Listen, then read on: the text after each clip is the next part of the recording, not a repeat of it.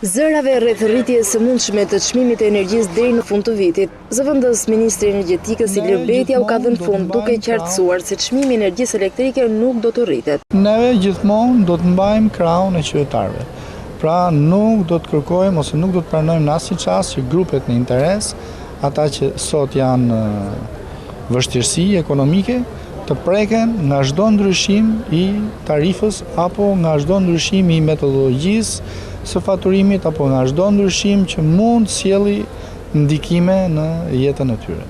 Të intervistuar më herët, qytetarët e Elbasanit kanë treguar se aktualisht janë duke prekur parat për kuotat e ushqimit për të paguar faturat e energjisë, duke nënkuptuar që shtrenjtimi do të ishte i papërballueshëm.